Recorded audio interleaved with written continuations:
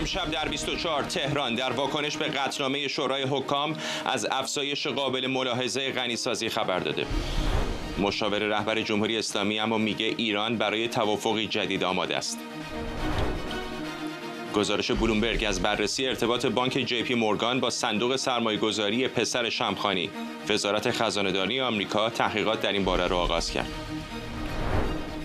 شناسایی یکی دیگر از مقامات ارشد جمهوری اسلامی در کانادا، آژانس خدمات مرزی، همینطور از ارسال پرونده یک مقام دیگه به دادگاه برای اخراج از این کشور خبر داده.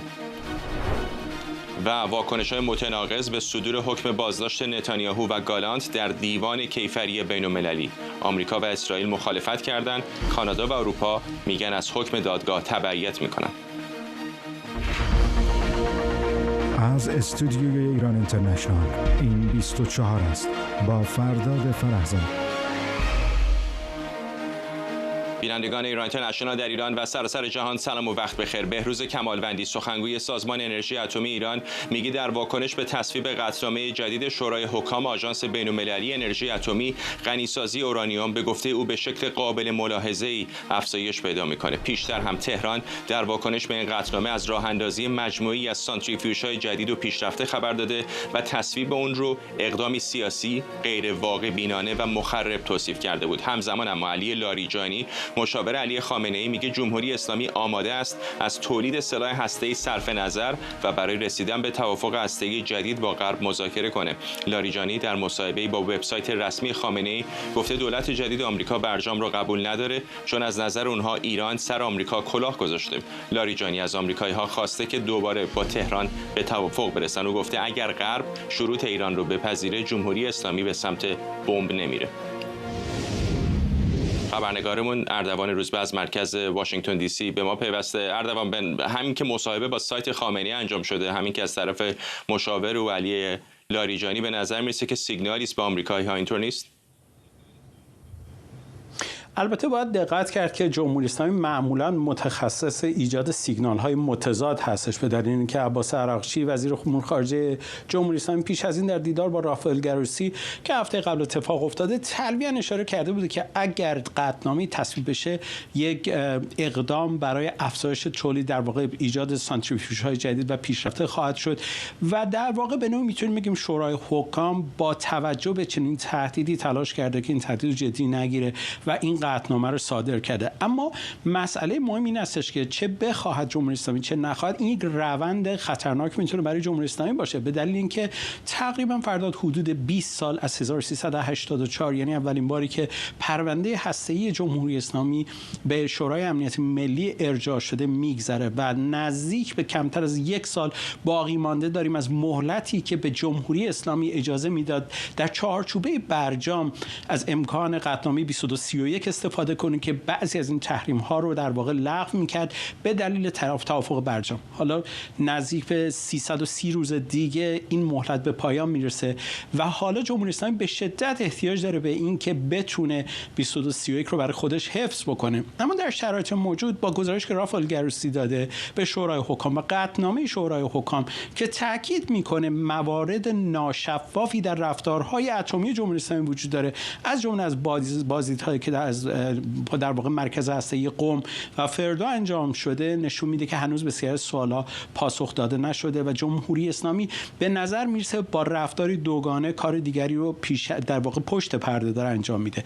این بحثی که حالا شورای حکام داره دنبال میکنه میتونه تبعات مهمی رو با خودش داشته باشه، از جمله فعال کردن مکانیزم ماشه. ما میدونیم که جریان مکانیزم ماشه یک بار پیش از این هم در سال 2020 به درخواست کشورهای اروپایی مطرح شده بود. حالا با توجه به این مسببه که 19 کشور باش تاییدش کردن، 12 کشور رأی ممتنع دادن و چین، روسیه و بورکینافاسو تنها مخالفان این در واقع قطعنامه شورای حکام بودن، مسیر رو باز میکنه برای اینکه بار دیگر درست در آستانه اتفاقات که پیش رو هستش و جمهوری اسلامی احتیاج به بقای 2231 داره، اون رو متزلزل بکنه. الان با گزارش آقای گروسی و همچنین نظر شورای حکام تا عید نوروز روز، یعنی کمتر از 3 ماه و خورده دیگه، موظف هستش که آژانس گزارش جامعی در ارتباط با فعالیت‌های هسته‌ای ایران بده.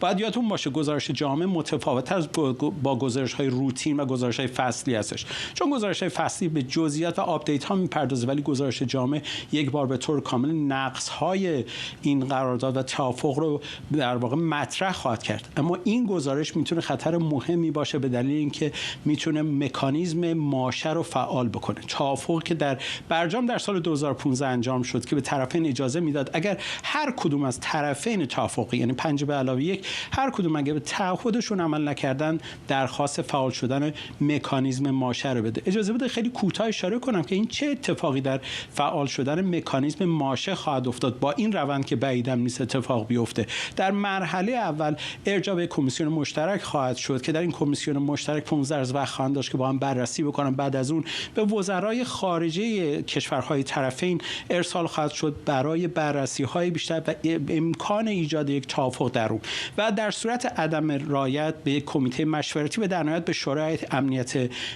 شورای عالی امنیت ملی شورای امنیت سازمان ملل ارجاع خواهد شد و با چنین شرایطی خواهد بود که قطعنامه 2231 میتونه لغو بشه، یعنی برگشت تمام تحریم‌ها علیه ایران. یادمون باشه وقتی شورا قرار بررسی بکنه که دونالد ترامپ در سر حکومت هستش و میتونه این یک چالش بزرگ برای جمهوری اسلامی در بحث هسته‌ای باشه. ممنونم از تو اردوان روزبه، همکارم از مرکز واشنگتن دی سی با ما. حسن دایی، پژوهشگر و فعال سیاسی از کنیتیکت، و سینا عزادی، پژوهشگر روابط بین‌الملل در دانشگاه جورج واشنگتن از پایتخت آمریکا به ما پیوستن. ممنونم از هر دو شما. با آقای عزادی شروع می‌کنم. میخوام با همین حرفای آقای لاریجانی شروع بکنیم. به گوش من دقیقاً همون چیزهایی میرسه که آقای ترامپ میخواد بشنوه. اگر یادتون باشه زمانی آقای ترامپ گفته بود تنها دغدغه او این هستش که جمهوری اسلامی سراغ سلاح هسته‌ای نره، و الان آقای لاریجانی هم دقیقاً همون چیزی رو که او میخواد داره میگه. آیا فکر می‌کنید این سیگنالی است از سمت رهبر ایران برای دولت جدید آمریکا؟ بله، من با حرفاتون موافقم. من فکر میکنم که ایرانی‌ها یاد گرفتن که مستقیما سعی کنن به خود آقای ترامپ پیام بدن و همونطور که شما هم گفتین آقای ترامپ حرفی که زده بودن اینه که تنها چیزی که از ایران میخوان اینه که سلاح اتمی نداشته باشه. حتی گفته بودن که ما میخوایم تجارت بکنیم، گفتن تحریم و ما دوست نداریم. یعنی حرفای خود آقای ترامپ این حرفا. دنبال تغییر رژیم نیستیم، فقط نباید سلاح اتمی داشته باشن. و عملاً دلیل اصلی که آقای ترامپ از برجام میاد بیرون اون به اصطلاح خصومتیه که با آقای اوباما داشت و اینه که برجام یک محصول دولت اوباما بود. حالا آقای لاریجانی داره سعی میکنه پیام بده، سیگنال بدن که آمادگی دارن با خود آقای دونالد ترامپ یک توافقی اجرا بکنن و اگر اجرا بشه من فکر میکنم که در حالا سنا، در کلا در کنگره آمریکا کسی با آقای دونالد ترامپ نمیتونه حمله بکنه که در قبال ایران مثلا ضعف نشون داده. آقای دایی، به نظر شما زیادی تهران خوشبینانه داره نگاه نمیکنه به موضوع اگر واقعا به دنبال مذاکره باشه؟ واقعا میدونم آقای ترامپ شاید خودش نگاه غیر مداخله جویانه بین‌المللی داشته باشه، ولی اطرافیانش به خصوص در سیاست خارجی و مهمترین متحدش در خاورمیانه دولت اسرائیل به نظر نمیاد که به این سادگی ها حاضر باشن یک امتیازی به تهران بدن، نه؟ با درود به شما آقای عزادی و بینندگان، فکر میکنم نظر شما کاملا درسته. هر دو طرف طبیعتاً مذاکره و احتمالاً سازش میخوان، ولی تفاوت از زمین تا آسمان است. آن چیزی که جمهوری اسلامی دنبالشه در این شرایط اینه که در آستانه هسته‌ای باقی بمونه، یعنی با شرایط جدید. همون حرفی که تلویحاً داره لاریجانی میگه، قبل از او کمال خرازی گفته و مسئولین دیگه هم گفتن، یعنی بتونه غنیسازی شده 60% به میزان زیادی حفظ بکنه و بتونه بریکاوتش رو یا زمان گریز هسته‌ایش رو به حداقل برسونه، یعنی با شرایط جدید که با برجام کاملا متفاوته. طبیعیه که نه آقای ترامپ نه کسی دیگری حاضر به همچین سازشی نخواهد بود. این اولا این مشکل اول.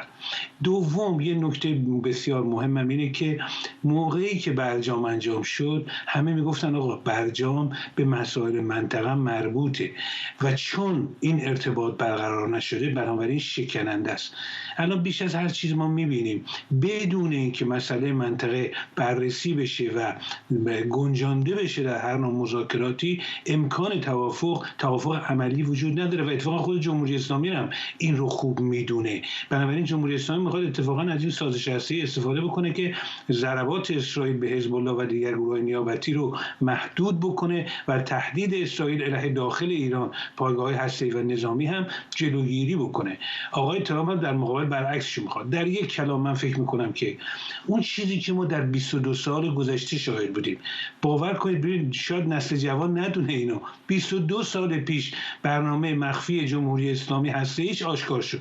تو این مدت بارها مذاکره کردن، جمهوری اسلامی تقلب کرده، مخفی کاری کرده، دوباره مذاکره کردن، دوباره وقت تلف کرده، تحریم‌ها اضافه شده، برخی تحریم‌ها تعلیق شده، دوباره رسیدیم به اینجا.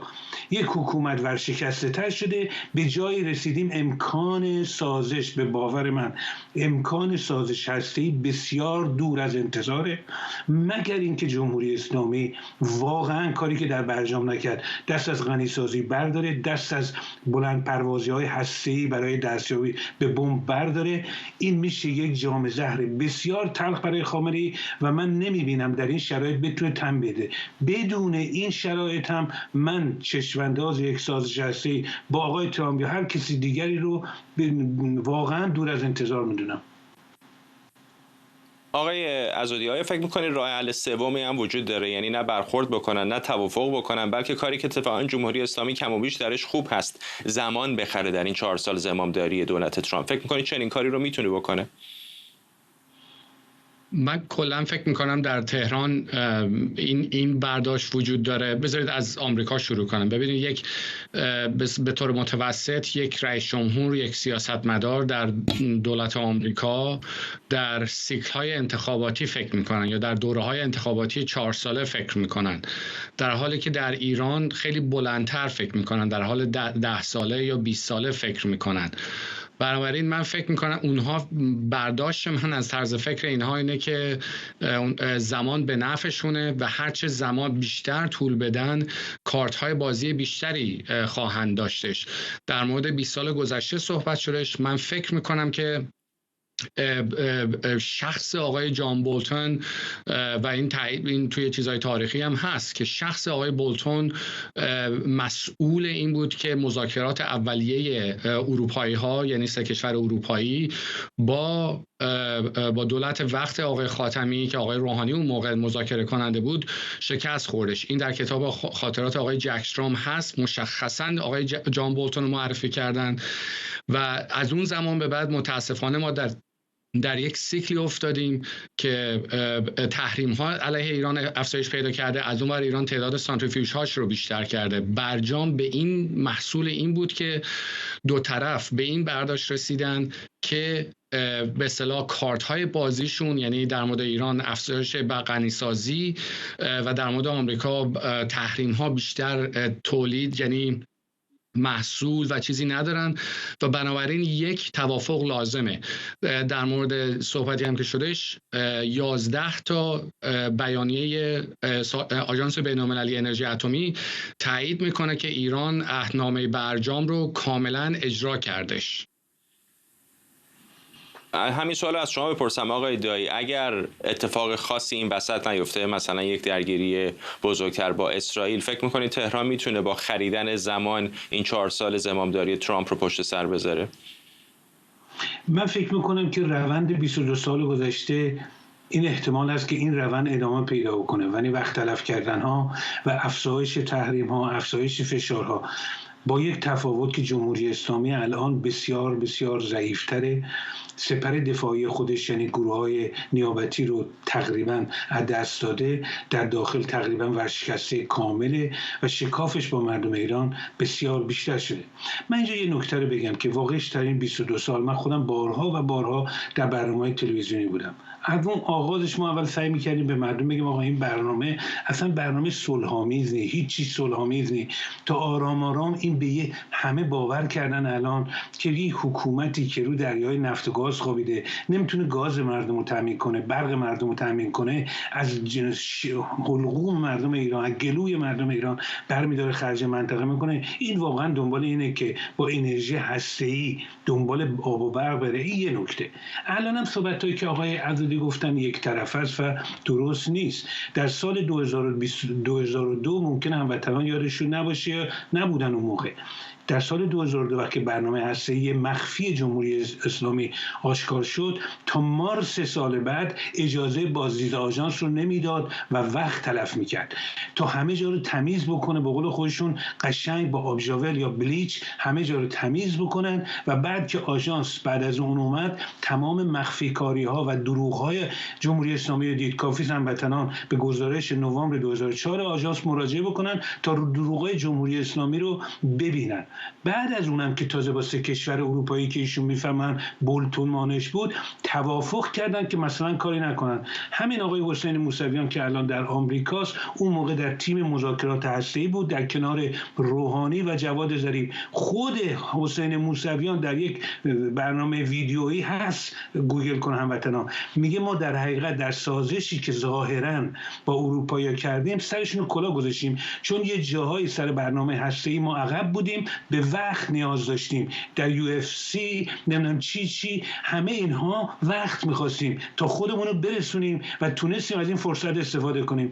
به محض اینکه آمریکا در باتلاق عراق گیر کرد و بعد جمهوری اسلامی به توانایی دست پیدا کرد، غنیسازی رو دوباره شروع کرد، زیر اون قراردادها زد. نه بولتونی در کار بود 2005 نه کسی دیگری. جمهوری اسلامی همه این قراردادها رو به هم زد و دوباره شروع کرد تخاصم با جهان رو. در حقیقت بولتون مدت کوتاهی نماینده آمریکا در سازمان ملل بود و هیچ اقدام جدی هم نکرد. این خود جمهوری و یکی دیگه آقای اوباما که دیگه آقای اوباما که ما نداریم دوست‌تر و اهل مذاکره، همه زمینه‌ها رو برای مذاکره آماده کرده بود. سال 2009 در اولین سال ریاست جمهوریش یک باره معلوم شد که جمهوری اسلامی مخفیانه سایت هسته‌ای فوردو رو ساخته زیر زمین. یادمه آقای اوباما فکر کنم سپتامبر یا اکتبر 2009 بود اومد در کنار مسئولین هسته‌ای، مسئولین سیاست خارجی آمریکا یک مسابقه مطبوعاتی گذاشت، گفت ما کشف کردیم که یک سایت هسته‌ای مخفی جمهوری اسلامی ساخته. همین الانش هم در حتی برجام سایت تورغورزآباد و سایت ورامین که الان در گزارش آژانس هست، اینا در زمان برجام بوده. با کانتینرها اونجا مواد هسته‌ای رو مخفی می‌کردن و کارهای دیگه هسته‌ای که گزارشش نمیدن. یعنی همواره مخفی کاری بوده، خریدن وقت بوده برای دستیابی به بمب و نابود کردن منابع ملی و فلاکت کشاندن مردم ایران. آقای عزودی، الان از مقامات جمهوری اسلامی، از مقامات عالی رتبه تر تا مقامات میانی تا حتی بعضی نمایندگان مجلس مثلا ابراهیم عزیزی در مورد رویکرد هسته ایران حرفایی میشنویم که به نظر میرسه از اون تابوی بمب هسته‌ای به راحتی صحبت میکنن، چیزی که شاید مثلا 4-5 سال پیش حرفش کمتر بود. آیا فکر میکنید اگر فضا به شدت تنگ بشه از سمت آمریکا و اسرائیل به طور خاص، ممکن استش که جمهوری اسلامی در موقعیتی قرار بگیره که بگه خیلی خب چاره‌ای نداریم، به نظر نمیرسه که بتونیم یه راه حل میانی پیدا بکنیم، نه مذاکره میشه کرد، نه میشه برجام دومی به دست آورد، یک بار برای همیشه این ریسک رو بپذیریم و بریم به سراغ ساخت سلاح هسته‌ای؟ بله، من خیلی خلاصه بگم صحبت‌های آقای دایی از لحاظ تاریخی در مورد برنامه اتمی ایران اشتباهه. من 13 سال روی این برنامه کار میکنم، ولی در مورد سوال شما باید بگم سیاست یعنی تاریخ ایران نشون میده که از زمان شاه تا الان نگرانی دولت مردان ایران این بوده که یک تهدید بالقوه امنیتی ایجاد بشه که ایران با به اصطلاح دکترین نظامی متعارف خودش نتونه جلوی اون وایسه. زمان مثلا میگن جنگ ایران و عراق که یک تهدید بالقوه امنیتی بود، استفاده از سلاح‌های شیمیایی بر علیه ایران بودش، برنامه تسلیحات اتمی عراق بودش که من مدارکی که دیدم در سال 1987 حتی یک بمب کثیف رادیواکتیو آماده داشتن عراقی ها. همه اینها باعث می شده که در تهران به این چیز فکر کنن که شاید ما یک روزی محتاج بشیم به داشتن سلاح اتمی، که در زمانی که سال 2003 آمریکا به عراق حمله میکنه، مدارکی که من دیدم 5 تا کلاهک اتمی مثلا که میخواستن بسازن، مدارکی که من دیدم، حالا چقدر صحت اون مدارک درست باشه حالا اون بحث جداییه، ولی من فکر میکنم در شرایط فعلی هنوز به اون نتیجه نرسیدن که فکر بکنن که الان ریسک به اصطلاح حرکت یا دویدن به سمت سلاح اتمی نمیارزه به نداشتن سلاح اتمی. به دلیل اینی که اگر ایران کشف بشه که به همچین سمتی داره میره و خب آمریکایی ها و اسرائیلی ها خیلی زود خواهند فهمید، ممکنه حملات پیشگیرانه انجام بدن در این مورد و یک به اصطلاح معمای خیلی مهمیه که آیا برای رسیدن به سلاح اتمی که یک سلاح دفاعی هستش آیا ریسک میکنن که برن و یک دعوتنامه عملا بفرستن برای حمله به ایران یا خیر. برداشت من اینه که هنوز به اون نتیجه نرسیدن. در مورد اون زمانبندی که اشاره کردید و اختلاف نظر داشتید با آقای دایی، خواستم بپرسم کجاش رو فکر میکنید یا مدعی هستید که نقص است؟ همون اوت 2002 بود دیگه اگر اشتباه نکنم که مجاهدین خبر برنامه هسته ایران رو دادن. فکر میکنم در 18 آگوست سال یا 13 آگوست سال 2002 بود که سازمان مجاهدین خلق توسط اطلاعاتی که اسرائیلی ها بهشون داده بودن آمدن و این اطلاعات رو مثلا پخش کردن. حرف آقای دایی درسته که تا چند ماه اجازه سفر آقای البرادعی رو به ایران نمیدادن، ولی بعد که 3 تا کشور اروپایی با مقامات ایران توافق رسیدن، عهدنامه پاریس مثلا، اینها قرار بود که ایران به اصطلاح با عدم تزریق گاز UF6 به سانتریفیوژ ها مثلا اون تعلیق غنیسازی رو انجام بده که یه مدتی دادن. ولی وقتی من میگم شخص آقای جان بولتون، به خاطر این میگن که ببینید در هر قراردادی بالاخره هر دو طرف یک چیزی باید امتیازاتی به دو طرف بدن و اروپایی ها امتیازاتی که میخواستن به ایران بدن که مخصوصا در مورد یک تجارت بود، 2 فروش هواپیمای مسافربری بود، اینها نمیتونستن برای اینی که دولت آمریکا اجازه نمیداد. من در صحبت‌های آقای جکشرا هستش که 3 تا وزیر خارجه اروپایی میرن با آقای جان بولتون ملاقات بکنن. آقای جان بولتون این به اصطلاح قرارداد رو نگاه میکنه و میپرسه که مثلا کسی حرف دیگه ای داره، اونا میگن نه و آقای جان بولتون این برگر رو میذاره کنار، میگه که به اصطلاح سیاست دولت آمریکا اینه که 1 2 3 شروع میکنه شمردن و بعد عملا سفری که اینها به واشنگتن داشتن به اصطلاح دلیلش از بین میبره. بنابراین اروپایی‌ها نمیتونن امتیازاتی به ایران بدن. بله. آقای دایی، به اروپایی اشاره شد، میخوام بپرسم نقش اونها به نظرتون چقدر مهم خواهد بود از اینجا به پیش رو؟ حالا این قطعنامه آژانس صادر شده، 6 ماهی به ایران فرصت دادن، بعد از اون احتمالاً میره شورای امنیت و تخلفات ایران، مکانیزم ماشه اگه بخواد فعال بشه که حالا سوالم هست اصلا آمریکایی‌ها بتونن مکانیزم ماشه رو فعال بکنن یا نه با توجه به اینکه از برجام خارج شدن. بنابراین به نظر میسه که نقش طرفای دیگر برجام به خصوص کشورهای اروپایی ممکنه پررنگ‌تر باشه. اونها رو کجای این معادله می‌بینید؟ یه نکته اولش بگم، آقای جان بولتون مدت کوتاهی در سال 2006 از طرف آقای جورج بوش در حالت ریسس که کنگره سنا موافقت نمی‌کرد، آقای جان بولتون شد نماینده آقای بوش در سازمان ملل. جمهوری اسلامی در زمان احمد نژاد در 2005 غنیسازی رو شروع کرد، یعنی زد زیر همه چیز. حالا بماند، ما میگم تقلبات و دروغگویی ها و نقض تعهداتشون رو کافی هموطنان برن. من خودم در این زمینه چندین ویدیو درست کردم با استناد به حرفای آژانس، من جمله آقای اولی هاینونن معاون آقای البرادعی که اصلا در ویدیو توضیح میده دونه دونه مرحله به مرحله دروغا و نقض تعهدات جمهوری اسلامی. بماند من فکر میکنم که اولا اروپایی ها الان به خاطر جنگ اوکراین خب جدیتر شدن و مسائل منطقه برای واقعا تهدید جمهوری اسلامی رو جدیتر می‌بینن. یک، دو، جمهوری اسلامی ضعیف‌تر شده، این رو همه طرف‌ها درک میکنن، بنابراین اروپا هم یه گام جلوتر اومده. دو، همه دارن خوشنو آماده میکنن برای آمدن آقای ترامپ و دوران جدیدی که احتمالاً فشار بیشتری علیه جمهوری اسلامی خواهد بود. آیا اما سازشی خواهد شد؟ من کماکان بسیار دور از انتظار میدونم. من محتمل‌ترین سناریو رو افزایش فشارها و همین منگنه‌ای که علیه جمهوری اسلامی است، چون جمهوری اسلامی بگه 22 سال سر دنیا رو کلاه گذاشتیم، ببین الان نزدیکتریم به بمب. ولی اگه بمب رو بسازه سرنوشت کره شمالی رو خواهد داشت.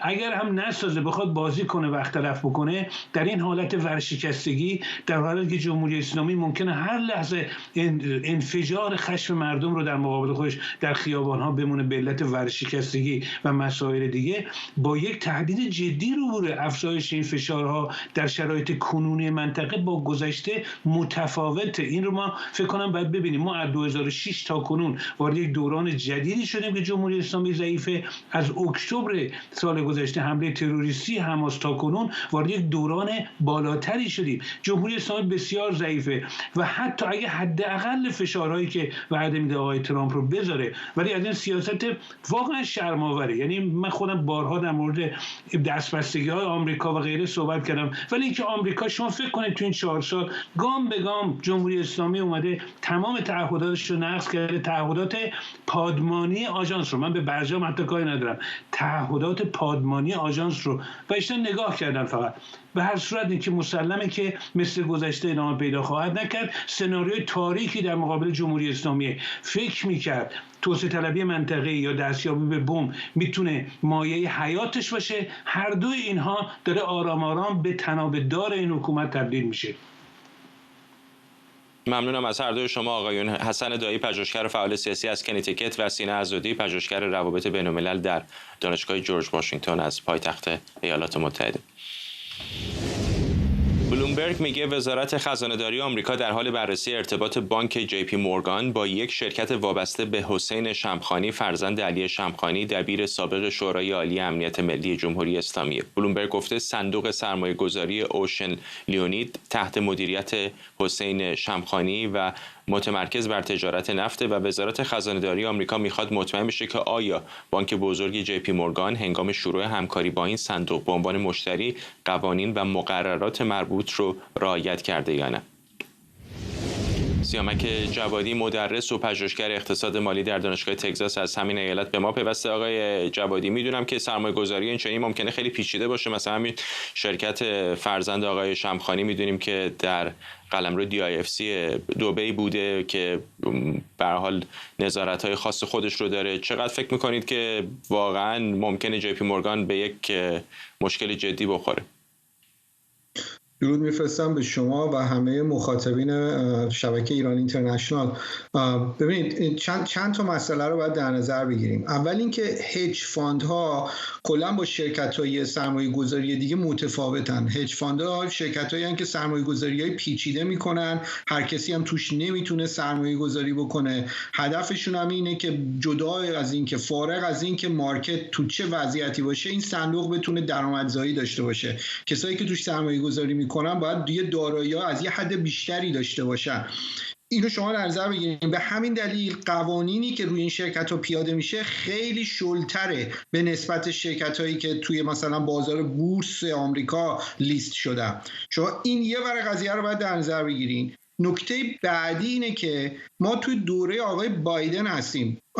ما میدونیم علیرغم اینکه آقای بلینکن اومده توی سنا اعلام میکنه که ما تحریما رو تغییری ندادیم، همه تحریما همونیه که تو دوره ترامپ بوده، تمام مدارک نشون میده که جمهوری اسلامی تونسته نفت بفروشه و درآمدهای نفتیش بسیار بالا بوده. یه چیزی بالغ بر 200 میلیارد دلار توی 4 سال گذشته درآمد نفتی داره. به نظر من این دوتا همخونی داره با هم دیگه. این زیر مجموعه اوفک و اوسیسی قرار میگیره. اوفک خودش زیر مجموعه دپارتمان خزانه داریه که موظفه که نگاه بکنه که آیا قوانین مربوط به سانکشن و روابط خارجی آمریکا، روابط مالی آمریکا آیا اعمال میشه یا نه.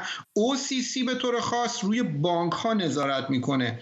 همینجوری که شما گفتین توی خبری که اومده بیرون هیچ کسی هیچ کامنتی نداده. ما دقیقا هم نمیدونیم این بازرسی تو چه نقطه‌ای قرار گرفته. شخصا من تصور من اینه که اینو باید در راستای اعمال نکردن تحریما از سوی دولت بایدن بهش نگاه کرد. حالا اینکه این بازرسی به کجا برسه باید صبر کرد و دید، ولی من بعید میدونم که مثلا جی پی مورگن رو بیان یک مثلا فعالیتش رو محدود بکنن، ولی قطعا یه اتفاقی افتاده، چون اون شرکت هج فاندی که گفتین که حالا میگن حسین شمخانی توش نقش داشته، تو اونا که حالا منکر میشن و تو دبی فعالیتش رو مختل کردن، دیگه تو دبی کار نمیکنه و احتمالاً به همین دلیله که اونا میدونن یه همچه اتفاقی میخواسته بیفته و نمیخوان با قوانین سانکشن آمریکا روبرو بشن. به این دلیله. حالا باید صبر کرد و دید، ولی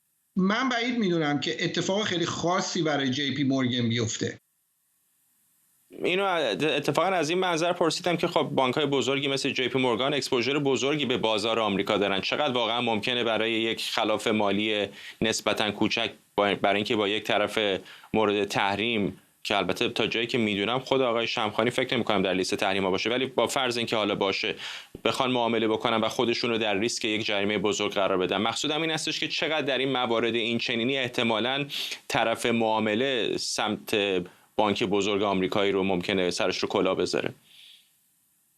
ببینید موضوع اینه که وقتی که پول در این ابعاد میاد وسط یه مقدار قوانین خم میشن. این یه واقعیتیه که تو دنیا وجود داره.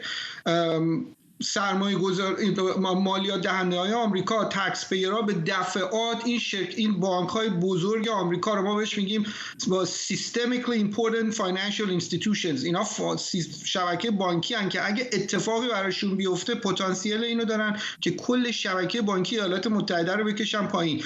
مالیات دهنده های آمریکا چندین دفعه این شرکت ها رو نجات دادن. حالا اینکه ما بگیم آیا سرشون کلاه رفته یا نرفته، من بعید میدونم که جی پی مورگن ندونه اینو، ولی خیلی موقع به دلیل ابعاد پولی که وسطه و میزان سوددهی که همچین چیزی داره اینا انتخاب میکنن که این کارو بکنن و میگن خب حالا فوقش چی میشه؟ میخواد مثلا 100 میلیون دلار ما رو جریمه کنه، ما داریم مثلا 20 میلیارد دلار درآمد میاریم، 100 میلیون دلار جریمه اصلا چیزی نیستش.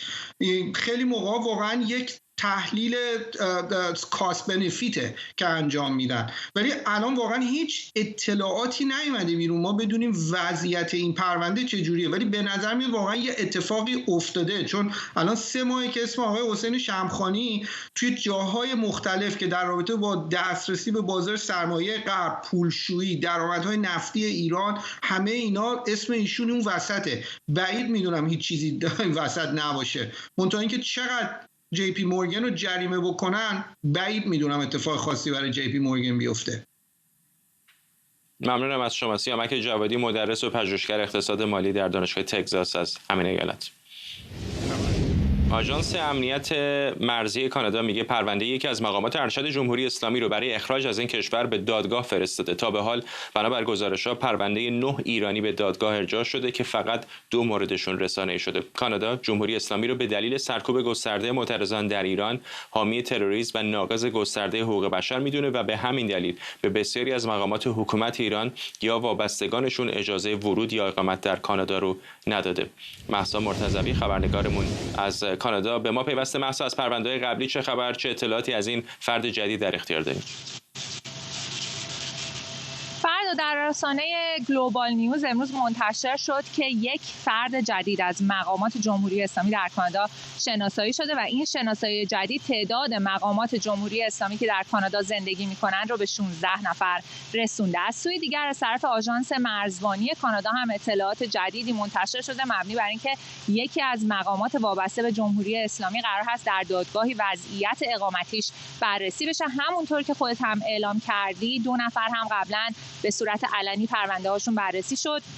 یکی سلمان سامانی بود، قائم مقام وزارت کشور در کابینه روحانی زمانی که رحمانی فضلی وزیر کشور بود. در همون زمانی که آبان خونین هم اتفاق افتاد که ادعا کرد از عملکرد مدیرش بی اطلاع بوده. این ادعا پذیرفته نشد، حکم اخراج او از کانادا صادر شد. در کنار اون، یعنی بعد از اون پرونده دوم که بررسی شد، مجید ایرانمنش بود که او هم یکی از مقامات بلندپایه جمهوری اسلامی بود. او مدیر فناوری اطلاعات در نهاد ریاست جمهوری بود که برای یک فرصت مطالعاتی وارد کانادا شده بود. فوریه سال گذشته بود که او هم حکم اخراجش صادر شد، با اینکه خواسته بود اخراجش نکنن، خودش کانادا رو ترک میکنه به دلیل اینکه فرصت‌های مطالعاتی در کشورهای دیگر رو بتونه استفاده بکنه، اما حکم اخراج او هم صادر شد. 7 نفر بقیه از 9 نفری که خودت هم گفتی در پشت درهای بسته پرونده هاشون یا دنبال شده یا قرار هست دنبال بشه به دلیل اینکه اعلام شده که این افراد کسانی هستن که از طریق پناهندگی در کانادا هستن و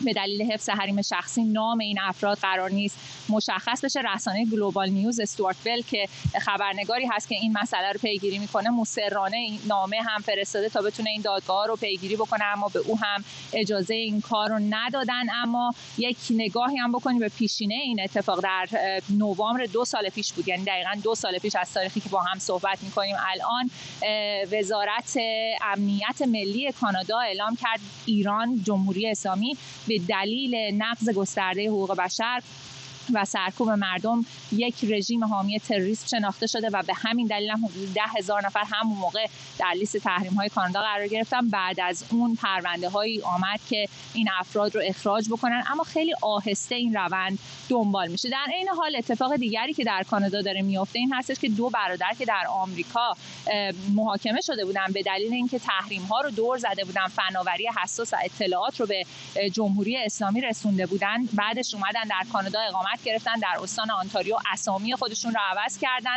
و زندگی عادی رو شروع کردن. حالا استان آنتاریو هم سعی میکنه که این قانون تعویض اسم رو به گونه‌ای اصلاح بکنه تا مجرمان نتونن از اون سوء استفاده بکنن. اسامی اونها هست آرش و امین یوسفی جم که اینها هر دوشون در دادگاه‌های در کانادا پروندهشون در حال بررسیه. وکیل امین فعلا از پرونده انصراف داده، منتظر هست تا یک وکیل دیگه پیگیری بکنه این پرونده رو و اینها همش نشون دهنده این هستش که کانادا همچنان سعی میکنه در کنار مردم ایران بایسته و به قول‌هایی که داده عمل بکنه. فرداد ممنونم از تو مهسا مرتضوی، همکارم از تورنتو کانادا.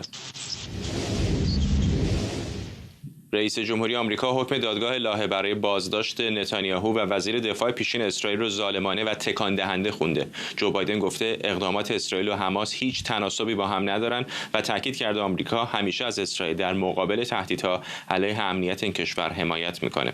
برخلاف آمریکا، کانادا و اتحادیه اروپا اما به حکم دادگاه کیفری بین‌المللی واکنشی متفاوت داشتند. جاستین ترودو، نخست وزیر کانادا، از تبعیت این کشور از حکم دادگاه لاهه گفته و اینکه کانادا از حقوق بین‌الملل دفاع میکنه. مسئول سیاست خارجی اتحادیه اروپا هم تاکید کرده اجرای حکم دیوان کیفری بین‌المللی برای تمام کشورهای عضو اتحادیه اروپا الزام آوره. کاوه شهروز، حقوقدان و فعال حقوق بشر از تورنتو با ما. آقای شهروز، بعد بگم که واقعا از صحبت‌های نخست وزیر کانادا تا اندازه‌ای متعجب شدم، چون تصورم این بودش که احتمالاً به عنوان یکی از متحدان اسرائیل یک موضع دیپلماتیک‌تر خواهد گرفت، ولی به نظر می‌رسه که عملاً داره میگه اگر آقای نتانیاهو پاش رو در کانادا بذاره رو بازداشت میکنن. درود بر شما. البته آقای ترودو در جواب سوالی که ازش پرسیده شد مستقیما نگفت که ما آقای نتانیاهو رو دستگیر میکنیم یا آقای گالانت رو دستگیر میکنیم، یعنی سعی کرد که یه جواب کلی تر بده. حقیقتش اینه که دولت لیبرال در چند سال اخیر اون رابطه خیلی قوی با اسرائیل رو که دولت‌های سابق کانادا داشتن نداره. در کانادا تعداد مسلمانان و عرب داره بیشتر میشه و اون اون ارتباطی که همونجوری گفتم ارتباطی که قبلا با اسرائیل بود یک کمی سست‌تر شده و جواب آقای ترودو فکر کنم جوابیه که خیلی از افراد حزب لیبرال میدن و اونا میگن که ما خب اعتقاد به قانون بین الملل داریم و قانون بین الملل قرارداد روم که ما امضا کردیم و این دادگاه رو به رسمیت شناختیم از ما میخواد که اگه کسی که دادگاه میخواد محاکمه بکنه بیاد بر خاک ما باید دستگیرش بکنیم. بنابراین خیلی باعث تعجب نیست، اما فکر کنم آقای ترودو یه مقدار برای خودش جا گذاشت که اگه احتیاط شد این قدم رو بر نداره. خود مشروعیت دادگاه هم اگر واقعا کشورهای عضو دست به اقدام نزنن تا اندازه زیادی زیر سوال خواهد رفت، نه؟ یعنی ممکنه بعد خیلی از کشورهای دیگر بگن خیلی خب اگر مهمترین امضا کنندگان دموکراتیک و غربی توافق روم در اتحادیه اروپا و آمریکای شمالی، حالا ایالات متحده که عضو نیست ولی کانادا هست، یعنی بازوی اجرایی این دادگاه نباشن، اصلا دیگه ماهیت وجودی این دادگاه به چه معنا خواهد بود؟ حرف شما کاملا درسته. مشروعیت این دادگاه از روز اول درش خیلی سوال بود. سالهای اول همیشه مسئله این بود که خب چرا این دادگاه فقط دنبال کشوران جهان سومی میره، فقط در آفریقا، چند پرونده اولش فقط در آفریقا بود. الان هم همونجوری که شما میگین این بحث مطمئنا پیش میاد که اگه خب یکی از دولت‌های نزدیک آمریکا رو سرانش رو بخوام محاکمه بکنن و کشورهای غربی قدمی بر ندارن، اگه اون سران بتونن به راحتی مسافرت برن در خاک اون کشورها و هیچ اتفاقی براشون نیفته، اصلا فایده این دادگاه چیه؟ این مسئله هست. این جاییست که قانون بین الملل و سیاست بین الملل تا حدی در تضاد قرار میگیرند و این مسئله نمیدونم راه حلش چیه، اما مسئله مشکلی خواهد بود برای سران کشور دموکراتیک. و خیلی خیلی کوتاه اگر پاسخ بدید، آیا فکر میکنید که این روی روابط طولانی مدت کانادا و اسرائیل هم تاثیر میذاره؟ نه در دراز مدت. آقای ترودو فکر کنم یعنی بیشتر از چند ماه یا ماکسیموم یک سال بیشتر وقت نداره. مطمئنا دولت بعدی طبق آمار امروز دولت محافظه کار خواهد بود که دولت خیلی طرفدار اسرائیل و اونها هم اومدن اعلام کردن که این اعلامیه دادگاه رو به رسمیت نمیشناسن و بنابراین فکر کنم این رابطه کانادا و اسرائیل برگرده به حالت سابقش. آقای شهروز، خود هلند هم که میزبان دادگاه لاهه هست در موقعیت دشواری قرار داره، اینطور نیست؟ و یکی از کشورهایی که از یه طرف میبینیم مثلا این تظاهرات یهودی ستیزانه اخیر در این کشور باعث شرمساری مقامات این کشور شده، در این حال جایی نیستش که تصور بکنیم آقای نتانیاهو بالاخره در سالهای پیش رو مسیرش از اونجا گذر نخواهد کرد. چقدر فکر میکنید اونها و کشورهای دیگر اروپایی در موقعیت بسیار پیچیده الان قرار گرفتن با حکم این دادگاه؟ این دولت‌های اروپایی از یک طرف خب دائم صحبت می‌کنن که ما به قانون بین‌الملل اعتقاد داریم و خودشون رو از اتفاقاً با این حرف سعی می‌کنن خودشون تا حدی از آمریکا تفکیک بکنن، مثلا دولت‌های راستگرای آمریکا. اما میدونن که اگه واقعاً بخوان آقای نتانیاهو رو دستگیر بکنن، هم رابطه‌شون با اسرائیل به هم خواهد خورد و مهمتر از اون رابطه‌شون با آمریکا به هم خواهد خورد. بنابراین وضعیت خیلی دشواری براشون خواهد بود و میدونن که اگه این قدم رو بردارن و کسی مثل نتانیاهو رو دستگیر بکنن، بعید نیست که خیلی دولت‌های دیگر، دولت‌های دموکراتیک دنیا که قرارداد روم رو امضا کردن، شاید تصمیم بگیرن که اصلا از این قرارداد خارج بشن و باعث بشه که حتی این دادگاه با اینکه بخوان با این تصمیم دستگیری بخوان به قانون بین‌المللی احترام بذارن، این حتی شاید باعث بشه که این نهاد دادگاه تضعیف هم بشه. بنابراین تصمیم خیلی خیلی مشکلی در پیش دارن این دولت‌ها و باید ببینیم که در چند روز آینده چه تصمیمی در این مورد خواهند گرفت سران کشورها. ممنونم از شما. کاوه شهروز حقوقدان و فعال حقوق بشر از تورنتو کانادا با ما.